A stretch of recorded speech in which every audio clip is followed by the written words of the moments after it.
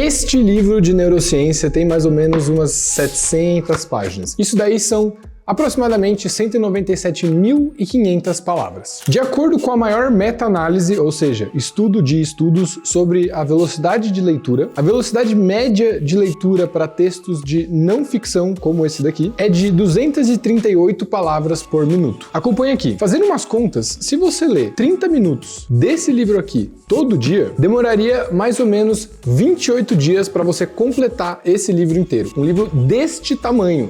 Só um mês, 28 dias. Imagina ler um livro desse todo mês. Imagina, um livro desse inteiro, 700 páginas de informação valiosa que você poderia usar para a sua vida, para a sua carreira, para os seus relacionamentos, de pessoas que sabem o que estão fazendo, informação realmente valiosa, treinar o seu cérebro, treinar a sua atenção, um desse por mês. E isso são só os 30 minutos por dia que você precisa. A questão é, são só 30 minutos mesmo? Responda com sinceridade. Hoje, para você, é tranquilo você pegar, sentar e ficar meia hora lendo um livro de não ficção com completa atenção e compreensão? Seja sincero, porque essa é a diferença entre você ler 12 livros desse por ano ou um livro desse por ano. Então, minha pergunta para você é, quantos livros ainda te restam na sua vida? 60? 70 livros? Ou 700? Quem sabe 1000 livros a mais? Tem tanta coisa boa que a gente pode ler, tanta informação valiosa, coisas interessantes, narrativas impressionantes, histórias, personagens, emoções que você pode viver através dos livros. E a diferença são 30 minutos por dia, de você ler só 60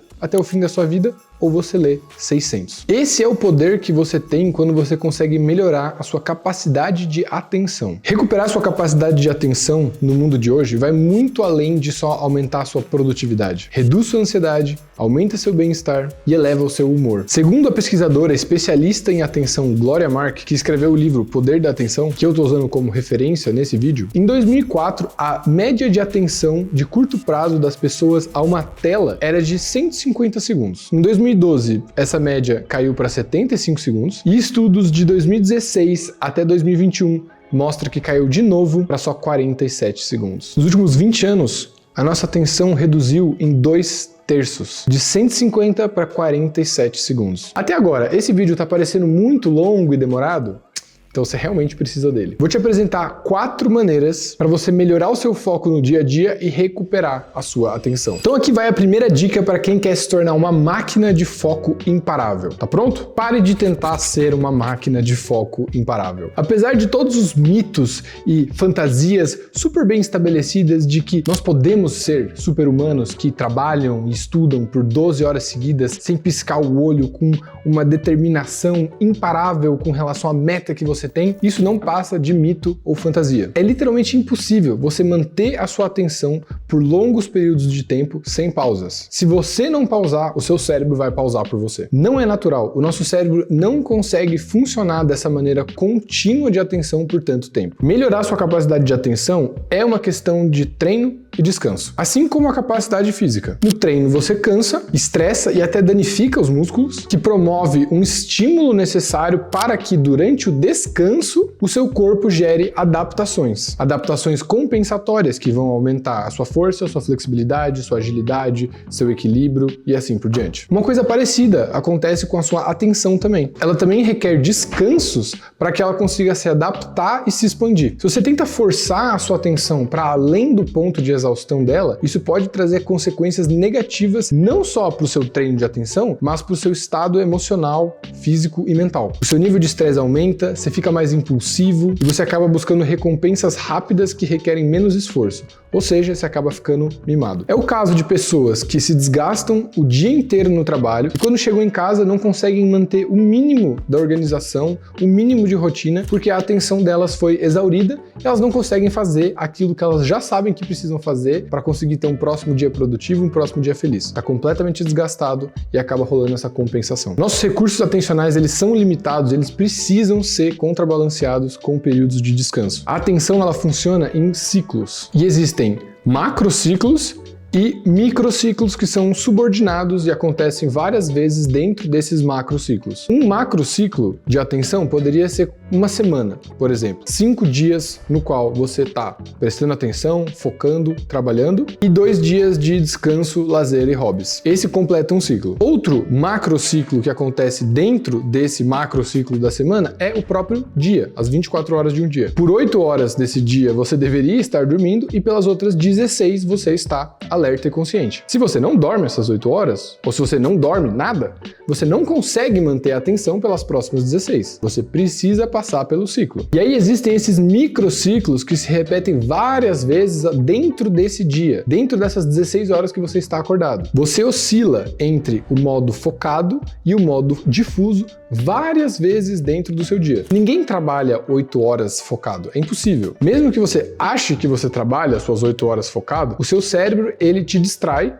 quando ele precisa de uma pausa. É isso que acontece quando você se pega fazendo uma coisa que você não lembrava de estar tentando fazer. A grande questão é quanto tempo dura esse ciclo de foco? E depende. Isso varia bastante de pessoa para pessoa, de atividade para atividade e de dia para dia. Quanto mais descansado e motivado você tá, mais longo é o seu foco numa determinada atividade. Quanto mais estressado, cansado e desmotivado você tá com aquela atividade, menor é a sua capacidade de foco e atenção. Mas para te dar uma resposta que você possa começar a se embasar e começar a ter uma noção de quanto é esse microciclo de foco, existem estudos sobre ciclos ultradianos, ou seja, que acontecem várias vezes dentro de um próprio dia. Esses ciclos ultradianos de alerta e descanso. E observando esses ciclos, a gente percebe que o tempo médio de um ciclo de alerta é de mais ou menos 90 minutos. 90 minutos é um período de longo prazo de atenção, ou seja, mesmo dentro desses 90 minutos você ainda vai ter micro distrações a cada 150 ou 47 segundos, como a gente viu na primeira pesquisa da Gloria Mark, mas 90 minutos você consegue manter a sua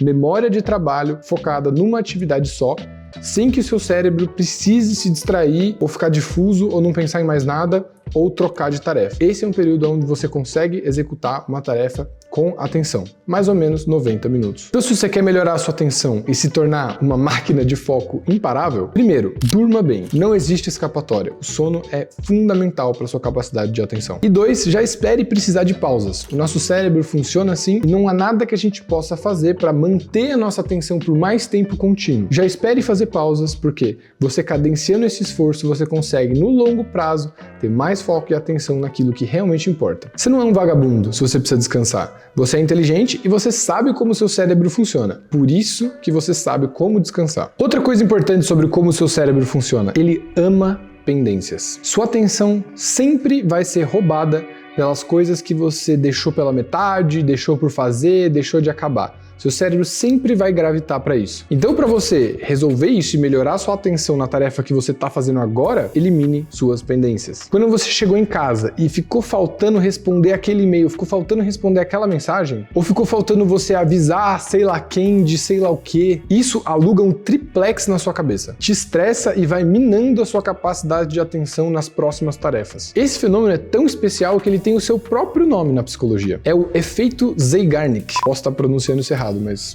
é isso aí. Ele é nomeado em homenagem a essa moça aqui, a Bluma Zeigarnik, que em 1927 estudou esse efeito de maior atenção e facilidade de lembrança de atividades que não foram concluídas. E a pergunta que você devia estar fazendo, se você está prestando atenção, é a seguinte: pô, mas Lucas, se nem todo dia eu consigo resolver todas as minhas pendências, como que eu faço para resolver esse problema do efeito Zeigarnik que rouba minha atenção na próxima coisa? E eu não estou sugerindo que você arrume um jeito de você resolver todas as suas pendências todos os dias. Apesar de que isso seria uma boa, mas eu sei que isso não é muito possível todas as vezes. Eu sugeri que você eliminasse as pendências do seu cérebro. Ou seja, você pode terceirizar a função de lembrar das pendências para outra coisa que não é o seu cérebro. Anote num caderno, coloque numa agenda, se mande um áudio, manda um pombo correio para sua própria casa para te lembrar, tanto faz, desde que você consiga tirar do seu cérebro. Mas faça de um jeito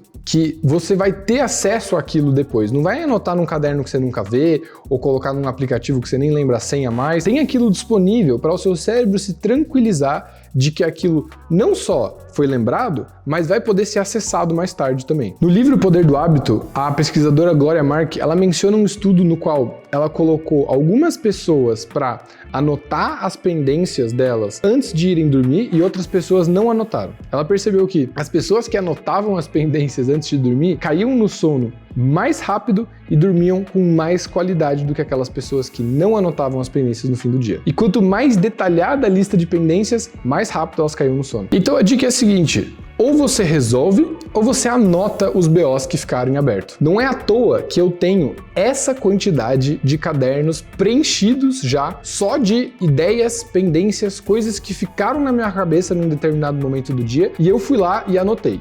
Já preenchi todos esses desde que eu abri a minha empresa Neurofood.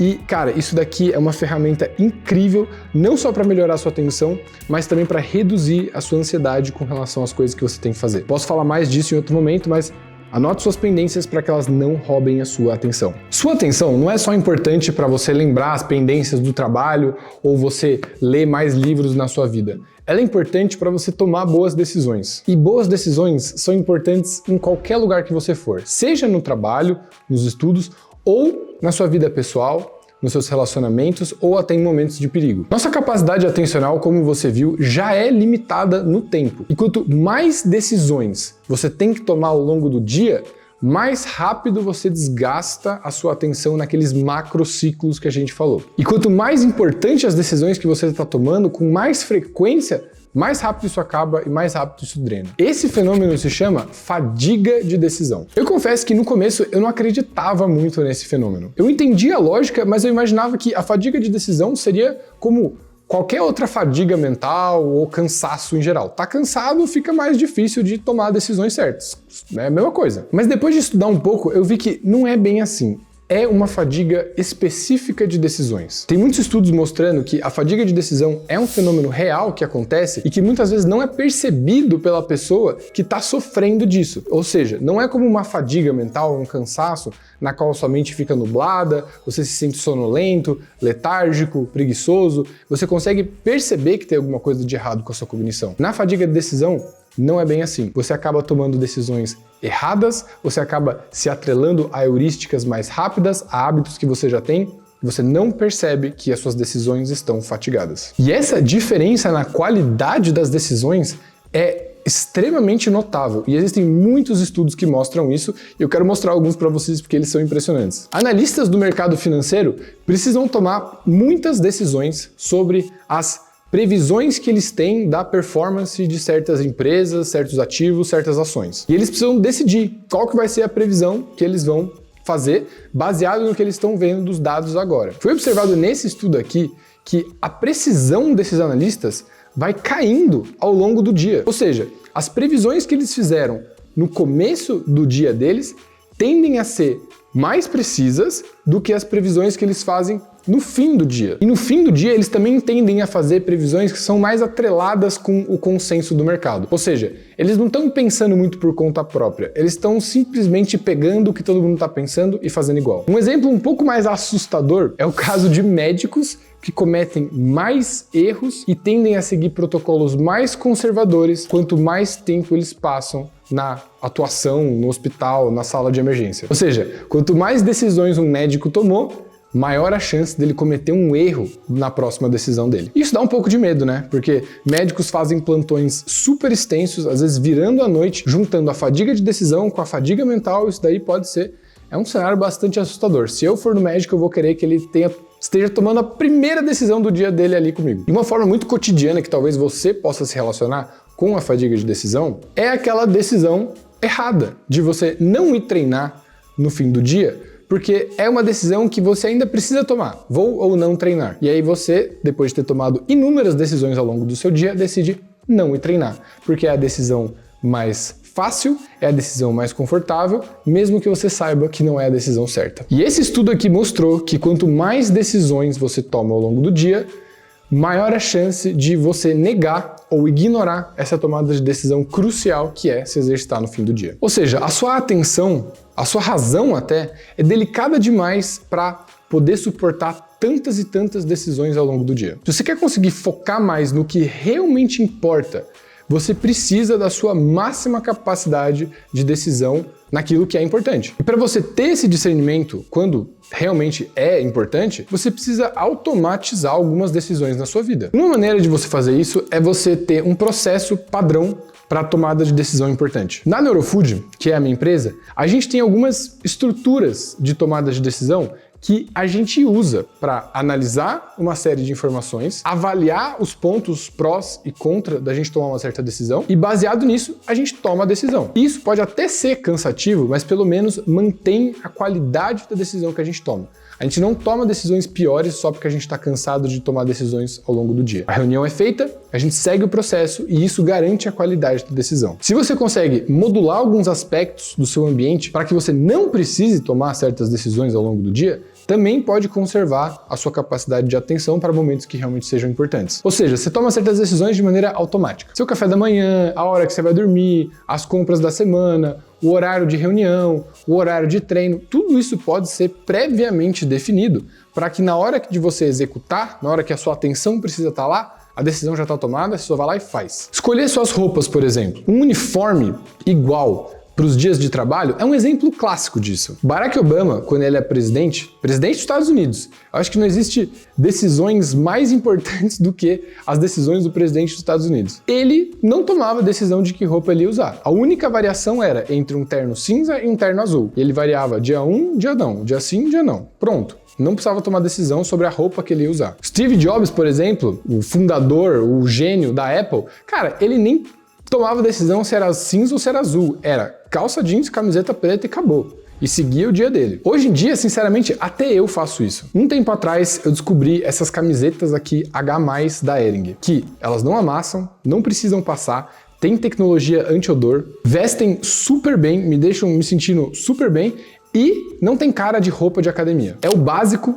muito bem feito, e é exatamente o que eu preciso para me sentir bem no meu dia a dia. A decisão já está tomada, eu vou vestir essa camisa, eu não perco tempo com isso. Camisa H+, da Hering, beleza, tenho várias cores, inclusive ela está disponível do P ao XXG lá no site, e eu não preciso mais perder tempo com isso, tá decidido. Se você quiser garantir algumas delas para você, vai no link aqui na descrição e usa o meu cupom ZAPIA15 para você ter 15% de desconto. E agora, vamos para o último ponto sobre como melhorar ou recuperar sua capacidade de atenção. Existe uma frase que diz: devagar é contínuo, contínuo é rápido. É aquela história da lebre e da tartaruga. Devagar e sempre você chega mais rápido e com mais segurança aonde você quer ir do que você ficar indo, voltando, correndo, parando e sendo intermitente com seus esforços. Agora que você claramente já sabe isso, já viu essa história na sua infância, vamos começar a fazer isso no nosso dia a dia? Como que a gente pode fazer isso no nosso dia a dia? Não seja multitarefas. Nosso cérebro simplesmente não consegue trabalhar de maneira focada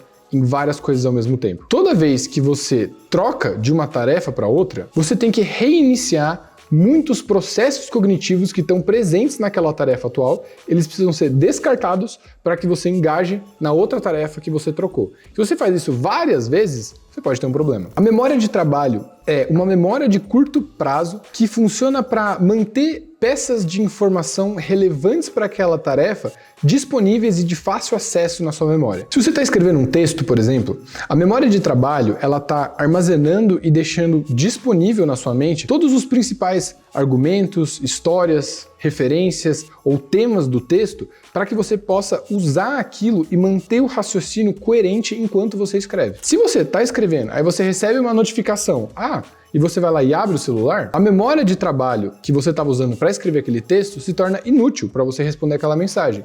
Então o seu cérebro tem que limpar aquela memória de trabalho e tem que começar a puxar as novas referências que são necessárias para você responder aquela mensagem. O contexto da mensagem, o seu relacionamento com aquela pessoa, o assunto que aquela mensagem está trazendo. E nesse processo de troca de acervo da sua memória de trabalho, você já gasta uma energia a mais. E quando você volta para o trabalho do texto, você gasta mais energia ainda. Você se manter num foco constante dentro dos limites que ele tem é mais econômico do que você ficar trocando, desligando uma memória de trabalho, ligando outra, desligando essa, ligando outra. É muito mais trabalhoso isso. Além do fato de que muitas vezes quando você volta para sua tarefa, você tem aquele momento de branco, de tipo, onde eu estava? O que eu estava escrevendo mesmo? E demora alguns segundos até você pegar no tranco e voltar a ter toda aquela memória de trabalho disponível e voltar a executar aquela tarefa. E nesse momento que dá aquele branco, às vezes você dá aquele branco e você se distrai e pega o celular. E do nada você passou 2 horas assistindo o TikTok. Ou seja, uma agenda